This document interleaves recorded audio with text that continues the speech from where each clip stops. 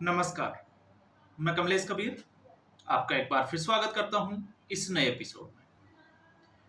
आज के इस एपिसोड में हम बात करेंगे उपराष्ट्रपति जगदीप धनखड़ के इस्तीफे की।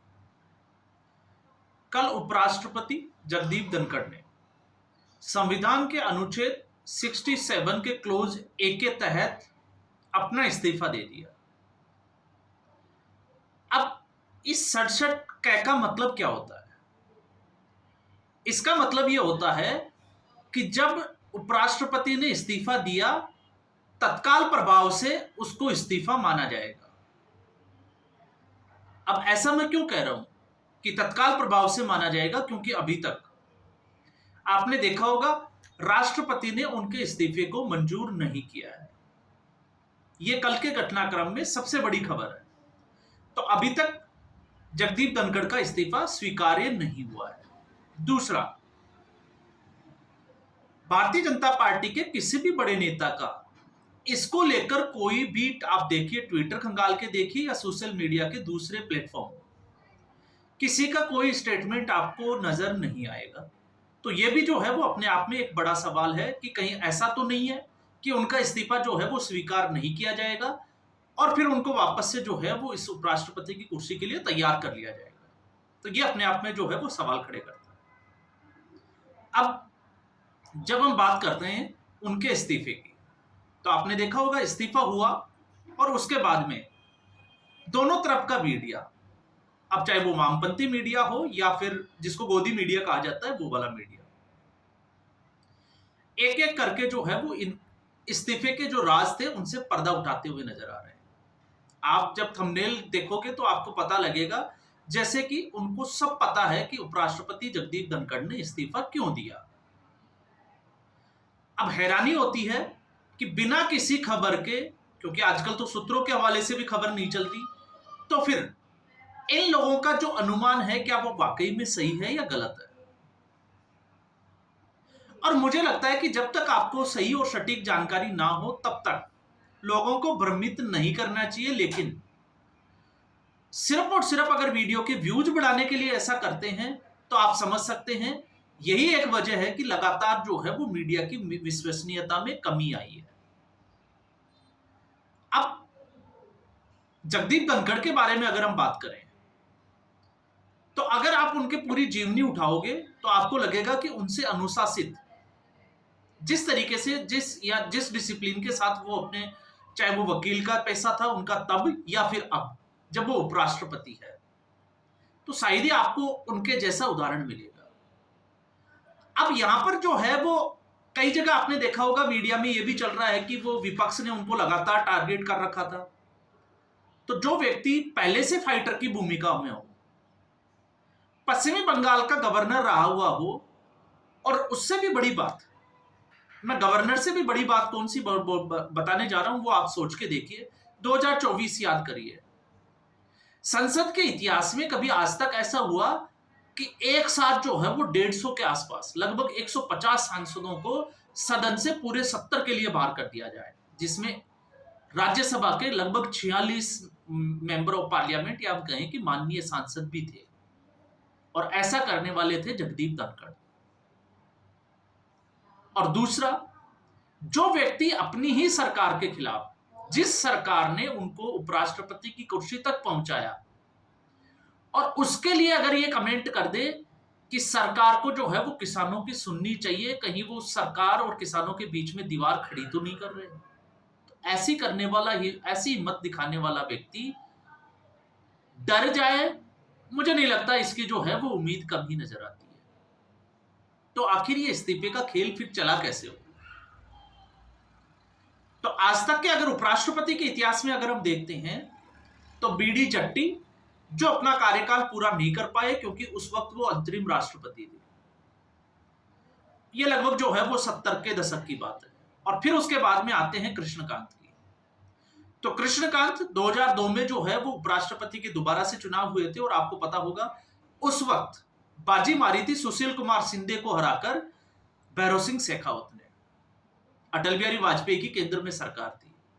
तो कृष्णकांत ने इस्तीफा नहीं दिया था, उनका निधन हो गया था। अब पहली बार ऐसा हुआ है कि किसी उपराष्ट्रपति ने इस्तीफा दिया है और अब जो है वो वापस से उपराष्ट्रपति पद के लिए चुनाव होना है। और अभी अगर हम ऐसा सोचें कि कार्यकाल, तो कार्यकाल भी जो है वो जगदीप धनखड़ का अभी 2 साल का बचा हुआ है। तो कारण क्या दिए गए? जगदीप धनखड़ के द्वारा इस्तीफे के जो कारण बताए गए वो स्वास्थ्य कारणों का हवाला दिया गया। तो अब हम इस पे भी अगर थोड़ा सा गौर करें तो स्वास्थ्य कारणों पे ठीक है, कुछ समय से आपने भी देखा होगा उनका स्वास्थ्य जो है वो ठीक नहीं था, लेकिन कल की कार्रवाई में जिस तरीके से वो शामिल हुए तो उससे तो कतई ये नहीं लगता कि जगदीप धनखड़ का स्वास्थ्य में कोई जो है वो कमी आई है या कुछ स्वास्थ्य खराब हुआ है। तो फिर अचानक ऐसा क्या हुआ? तो अचानक ऐसा हुआ होगा। और अगर हम बात करें विपक्ष की, तो विपक्ष इस वक्त जो है वो उपराष्ट्रपति जगदीप धनखड़ को नायक की भूमिका में देख रहा है। अब राजनेताओं के कितने चेहरे होते हैं, आप इसका इसी से अंदाजा लगा सकते हैं। कल तक जो नाम ले लेकर जो है वो डिंडोरे पीट रहे थे, रोना रो रहे थे जगदीप धनखड़ के आने के बाद में, अचानक से उनके सुर जो है वो बदलने लगे। और अव्वल दर्जे में इसमें शामिल है कांग्रेस पार्टी। अब कैसे हैं आप देखिए, जगदीप धनखड़ के अगर आप कार्यकाल में सदन की कार्रवाई को देखोगे तो चाहे वो सांसदों को जो है वो निष्कासित करना हो, जया बच्चन के साथ में उनका सीधे तौर से आपने देखा होगा टकराव हो, मल्लिकार्जुन खड़गे के साथ टकराव हो, और उससे भी बड़ी बात कांग्रेस पार्टी के या जो कांग्रेस पार्टी जिसके नाम से जानी जाती है राहुल गांधी कांग्रेस, वो व्यक्ति कल्याण बनर्जी के साथ में जिस व्यक्ति की मिमिक्री करने पर आ जाए, उसकी बॉडी लैंग्वेज की मिमिक्री, तो आप सोच सकते हैं कि विपक्ष की आंखों में जगदीप धनखड़ कितना चुभता होगा। और टीएमसी का तो आप समझ ही सकते हैं, क्योंकि पश्चिमी बंगाल के गवर्नर रह के आए, तो बड़ा दर्द था। तो फिर अचानक से ऐसा क्यों? क्योंकि इस बहाने केंद्र सरकार को कटघरे में खड़ा करना है। और केंद्र सरकार की भी हम बात करें तो सीधे तौर पे नरेंद्र मोदी और अमित शाह। और जब हम इन दोनों की बात करते हैं तो आपने देखा बीजेपी अभी जो है वो बिल्कुल साइलेंट है, और यहां से कोई बात निकल कर आ जाएगी इसकी उम्मीद भी जो है वो कम ही लगाई जा रही है। तो फिर ऐसा क्या हुआ, आप खुद सोचिए। तो आप जो है वो एक पोस्ट जरूर देख सकते हैं जयराम रमेश का। कल आपने देखा जो कार्रवाई हुई उसमें, अब जब संसद का सदन चलता है तो बीएससी की मीटिंग होती है, कार्य मंत्रणा जो समिति है उसकी। तो दोपहर की जो 12 बजे की मीटिंग हुई, उसके बाद में जो मीटिंग का समय रखा गया अगला, वो 4:30 बजे का रखा गया।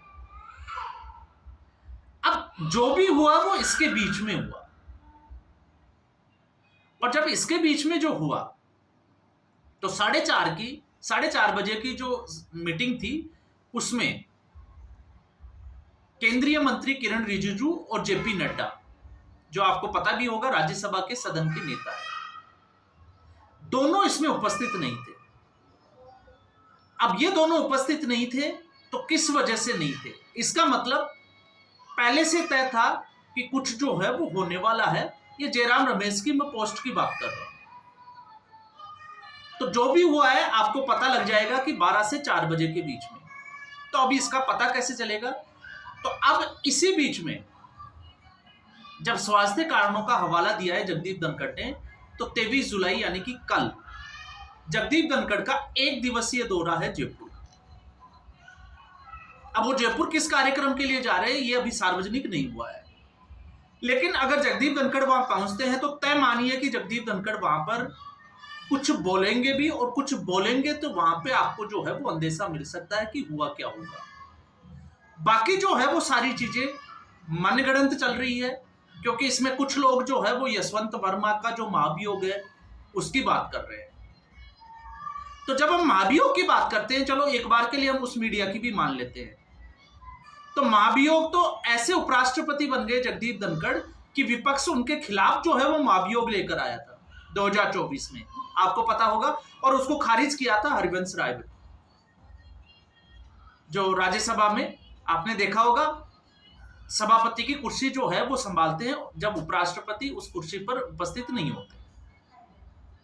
तो जेडीयू के वो सांसद है, तो उन्होंने उस महाभियोग को खारिज किया था। तो यहां पर विपक्ष की भूमिका तो आपको पता चल गई कि विपक्ष के जो है या राजनेताओं के कितने चेहरे होते हैं राजनीति में। कहते हैं गधे को भी बाप बना लेते हैं, तो ये राजनेताओं के ऊपर जो है वो ये कहावत फिट बैठती है। तो फिर जिसकी हम चर्चा कर रहे हैं यशवंत वर्मा, तो यशवंत वर्मा के खिलाफ एक तरीके से आप देखोगे उपराष्ट्रपति होते हुए उन्होंने एक तरीके से न्याय प्रणाली के ऊपर मोर्चा खोला हुआ था, उसमें सुधार के लिए, चाहे वो कॉलेजियन सिस्टम हो या फिर आप सीधे तौर से जो है वो तमिलनाडु की सरकार का जो एक प्रस्ताव था उसके खिलाफ बोलना हो, या फिर यशवंत वर्मा को लगातार कटघरे में खड़ा करना हो। तो यशवंत वर्मा के खिलाफ कल जो है वो महाभियोग आया, 208 सदस्यों का हस्ताक्षरित जो है वो एक पत्र सौंपा गया, जिसमें 63 जो है वो राज्यसभा से थे और बाकी जो है वो लोकसभा से। अब कुछ मीडिया के लोग जो है वो इसको भी एक खबर बना रहे हैं कि शायद इस वजह से भी जो है वो उपराष्ट्रपति का इस्तीफा लिया हो, लेकिन मुझे नहीं लगता कि ये जो है वो कोई वजह रही हो। क्यों? क्योंकि जब हम नियमों की बात करते हैं तो महाभियोग जो है वो एक ही सदन में लाया जा सकता है, चाहे लोकसभा या राज्यसभा। तो अब कौन से सूत्रों के हवाले से खबर है कि लोकसभा से जो है वो सरकार महाभियोग लाना चाह रही थी, राज्यसभा से नहीं, लेकिन जगदीप धनखड़ इसके बावजूद लेकर आए, लेकिन इसमें तो विपक्ष भी शामिल था। तो ये बात जो है वो कुछ डाइजेस्ट नहीं होती है। क्यों डाइजेस्ट नहीं होती है? क्योंकि विपक्ष तो जगदीप धनखड़ के खिलाफ था, तो वो जगदीप धनखड़ के फेवर में आएगा या जगदीप धनखड़ उनकी तरफ चले जाएंगे, ऐसा तो जो है वो नजर नहीं आता। दूसरा, अरविंद केजरीवाल से भी मुलाकात होती है, तो उसको भी एक मुद्दा बनाया जा रहा है कि अरविंद केजरीवाल से मुलाकात क्यों हुई। तो राज्यसभा के जो है वो सभापति है, उपराष्ट्रपति है देश के। अब राज्यसभा की एक सीट खाली हुई है, आपको पता होगा, लुधियाना वेस्ट की, जहां पर उपचुनाव हुए हैं। तो अगर अरविंद केजरीवाल वहां पर गए होंगे, क्योंकि अरविंद केजरीवाल ने भी अपने सोशल मीडिया प्लेटफॉर्म पे जो फोटो डाली है और उनका यह कहना है कि वो जगदीप धनखड़ से स्वास्थ्य संबंधित कारणों के लिए मुलाकात करने गए थे, हालचाल पूछने। तो ये जो है वो सरासर जो है वो लोगों को बेवकूफ बनाने का काम है। अरविंद केजरीवाल अगर उपसभापति से या हम कहें कि राष्ट्रपति से मिले होंगे, उपराष्ट्रपति से, तो डेफिनेटली वो इसी के लिए चर्चा करने गए होंगे कि अब उनके लिए कब जो है वो शपथ लेना होगा, कैसे उनकी एंट्री होगी, किसकी एंट्री होगी, वो तमाम तरह की चर्चाओं के लिए, राज्यसभा के लिए। तो इसलिए मुझे नहीं लगता कि इन बातों में भी जो है वो ज्यादा कोई दम है, क्योंकि ये बातें भी जो है वो हवा की तरह ही लग रही है।